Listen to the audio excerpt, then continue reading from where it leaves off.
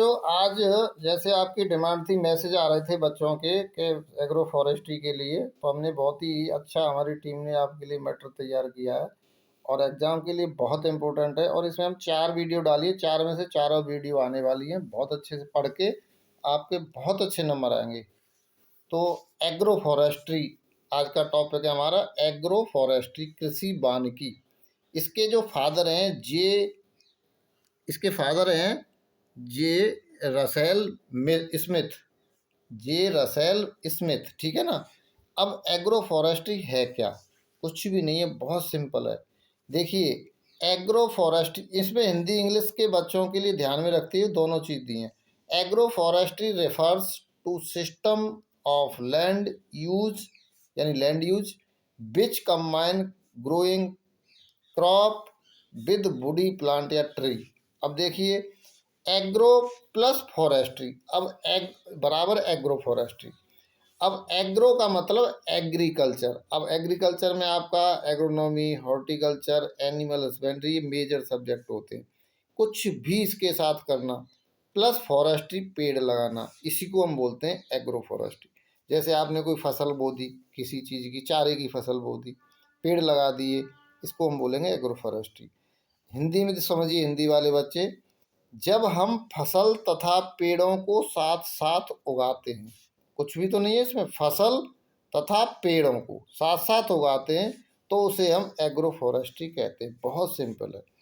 अब दूसरी तरह से परिभाषा भी हम दे सकते हैं, फसलों के साथ साथ पेड़ों या झाड़ियों को समुचित प्रकार से लगाकर दोनों के लाभ प्राप्त करने को कृषि वानिकी कहा जाता है, ठीक है ना।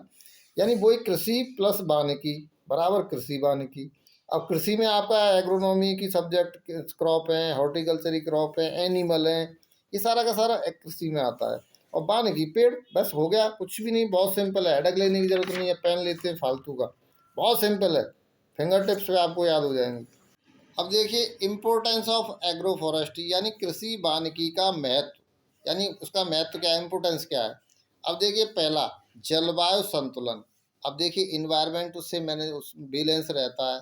जैसे पेड़ ज़्यादा होते हैं ना, सभी तभी तो कहते हैं पेड़ लगाइए, इससे जो है एयर ह्यूमिडिटी अच्छी रहती है, टेम्परेचर अच्छा रहता है। यानी कुल मिलाकर के जलवायु मेंटेन करने के लिए जलवायु संतुलन में उसका बहुत बड़ा योगदान रहता है। ये कॉमन सी बात है, बचपन से पढ़ के चले आ रहे हैं, इसमें बहुत ज़्यादा कहने की जरूरत नहीं। पेड़ लगाने से बारिश भी अच्छी होती है, पेड़ न कटने से बारिश कम होती है, ठीक है ना। कुल मिलाकर के जलवायु बैलेंस एंड संतुलन के काम में सहयोग करता है फॉरेस्ट्री। अब सेकंड नंबर पर सॉइल। अब सॉइल में क्या क्या फ़ायदे होते हैं, देखिए, खेत की एक तो उर्वरा शक्ति बढ़ती है, सॉइल फर्टिलिटी बढ़ती है। अब कैसे बढ़ती है, देखो, पेड़ की पत्तियां गिरती हैं, नीचे जा कर के वो सड़ती हैं, गलती हैं, तो उससे न्यूट्रिएंट्स जनरेट होते हैं, ठीक है ना। वो अगली दूसरे फसलों के पौधों के लिए बहुत लाभदायक होते हैं। तो यानी कुल मिलाकर के खेत की उर्वरा शक्ति यानी सॉइल फर्टिलिटी बढ़ जाती है इससे। मृदा कटाव नेक्स्ट बी नंबर पे, मृदा कटाव रोकना। अब पेड़ जो ज़्यादा होते हैं तो उनकी जड़ें मिट्टी को पकड़े रहती हैं, बहुत सारी जड़ें महीन महीन फैली रहती हैं और मिट्टी को कटने से, सॉइल इरोजन होने से रोकती हैं। ज़्यादा जड़ें होंगी ज़मीन में तो ज़मीन वहाँ से कटाव नहीं होगा, मिट्टी बह के नहीं जाएगी, तो इसको सॉइल इरोजन में रोकने में सहयोग होता है इसका। और नमी संरक्षण, यानी ज़मीन में नमी बनाए रखने के लिए, तो जो है डायरेक्ट सनलाइट नीचे तक नहीं पहुँचती है, तो जो है पानी एवोपरेट होकर के नहीं लॉस होता है। दूसरा, ज़मीन में नमी संरक्षित रहती है, तो मृदा को लाभ हो गई। अब नेक्स्ट देखते हैं पर्यावरणीय संतुलन, यानी पर्यावरण के जो इन्वायरमेंट के बैलेंस में काम आती है। कॉमन सी चीज़ें, ये तो बहुत ज़्यादा बताने की जरूरत नहीं है।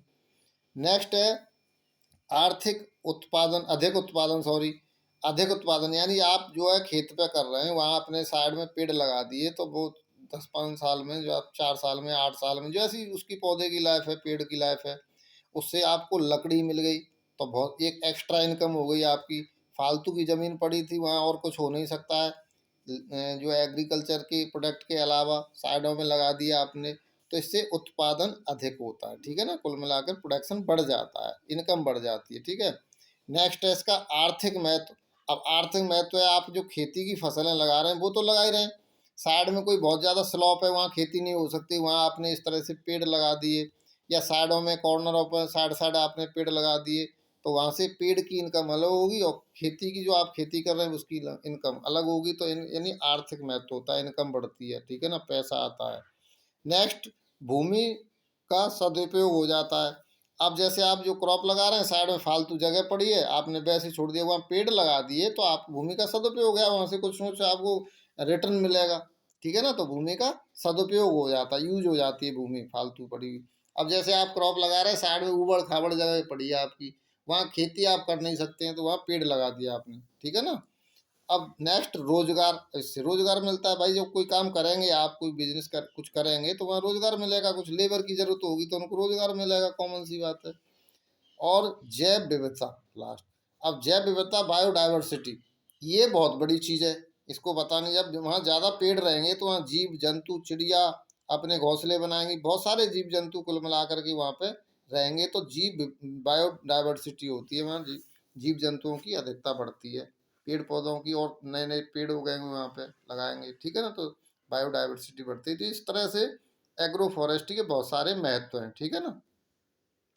अब देखिए, ये आपका टॉपिक है ना, कृषि वानिकी में पौधे चयन करने की सीमा, यानी इंग्लिश में इसमें आपके उसमें दिया है, criteria of selection of tree in agro forestry, यानी criteria of selection of tree, selection जो है ट्री का सिलेक्शन करने के क्या क्या क्राइटेरिया होते हैं एग्रो फॉरेस्ट्री में। देखिए, नंबर फर्स्ट, भूमि, यानी जो आप पौधा लगाना चाह रहे हैं वो आप सबसे पहले देखिए उसकी भूमि, उस पौधे की भूमि, आपकी जो भूमि है उस पौधे के अनुकूल है या नहीं है, ठीक है ना।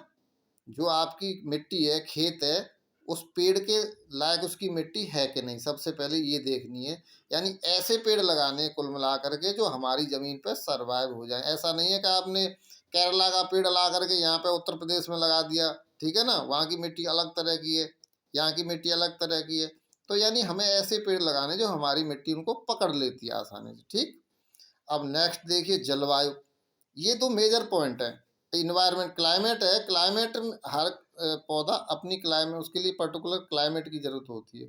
अब जो पेड़ आप लगाने लगाने वाले हैं वो इस जलवायु के हैं या नहीं है। अब जैसे आपका एप्पल है, वो कश्मीर में होता है, वहाँ लो टेम्परेचर रहता है, यानी टेम्परेचर जो है कम रहता है वहाँ पे, तो उस तो जो कम टेम्परेचर वाले पौधे हैं वो, अब आपको यहाँ हॉट क्लाइमेट में लगा देंगे राजस्थान में ला करके, तो सर्वाइव नहीं कर पाएंगे। यानी हमें ऐसे पेड़ लगाने हैं जो हमारी इन्वायरमेंट में वो सर्वाइव कर सकें।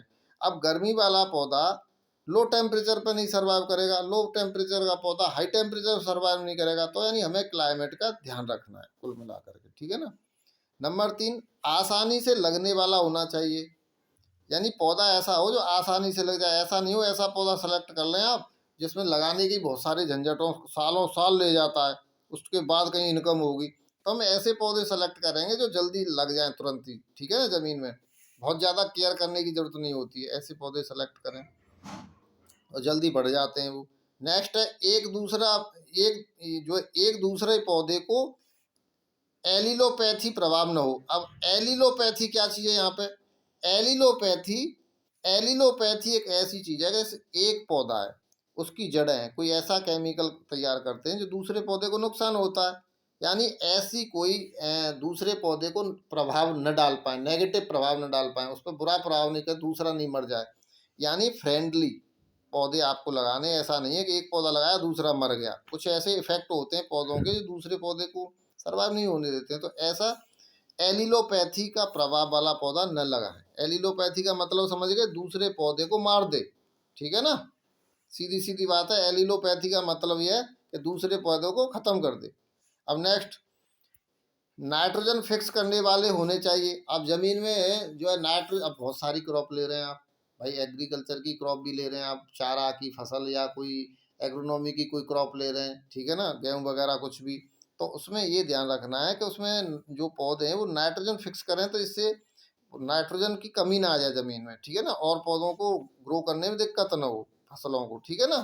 तो नाइट्रोजन फिक्स करने वाले सेलेक्ट करें तो ज़्यादा अच्छी बात है, ठीक है। नेक्स्ट, अब पौधे की पत्तियां चारे के रूप में प्रयोग ले सकें।